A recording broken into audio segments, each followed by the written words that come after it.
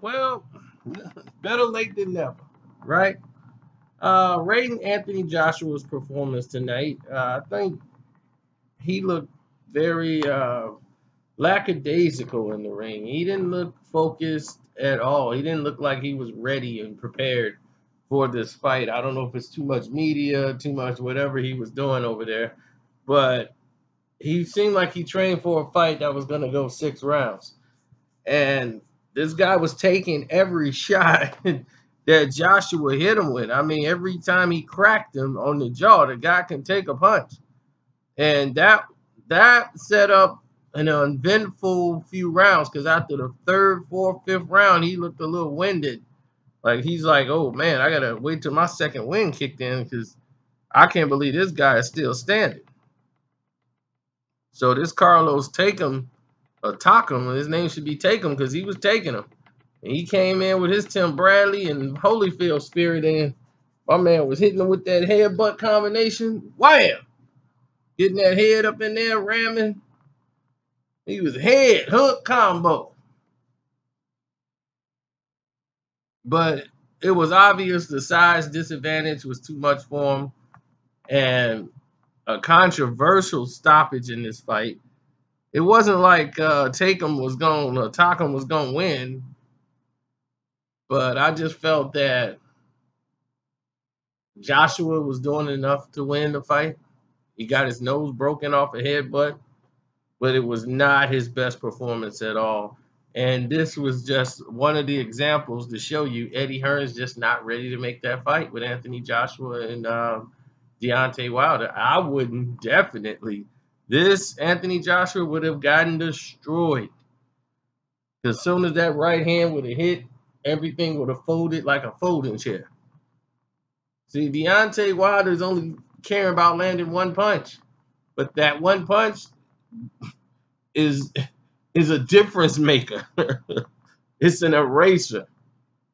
It can erase a bad night. We've seen Wilder have a bunch of bad looking nights, but at the end of that night, there's a lot of people like, "Hey man, I won more rounds than Wilder, but I didn't make it to the end. He hit me and my legs went out. That's all I know."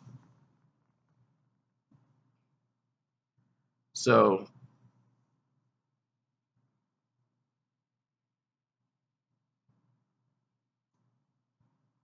all I do know is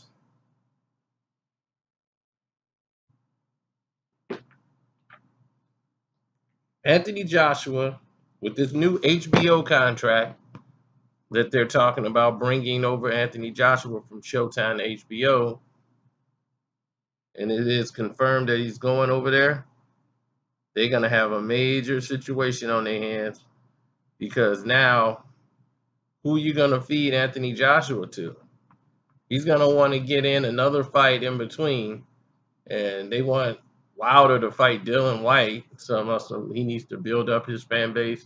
Wilder's not stupid. Like he told him, the people over there know who I am. They're not stupid. This is the fight they want to see. They want to see Anthony Joshua go against Deontay Wilder. Everybody knows that. Wilder don't need to fight somebody in the UK to build the appeal.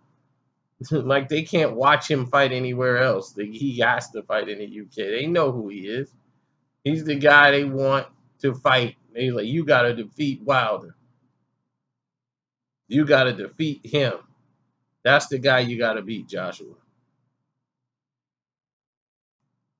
So he's like, people in the UK are telling him that. The people in the UK are not stupid. So Eddie Hearn just wants to do this because he wants, Dylan White is another one of his guys. He wants to build that fight up. He wants to make money off that fight.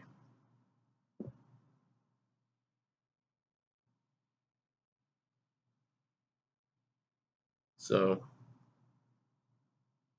he said that Deontay Wilder wanted $7 million to fight Dylan White. It makes no sense to fight Dylan White. Stavern to me is a much bigger fight.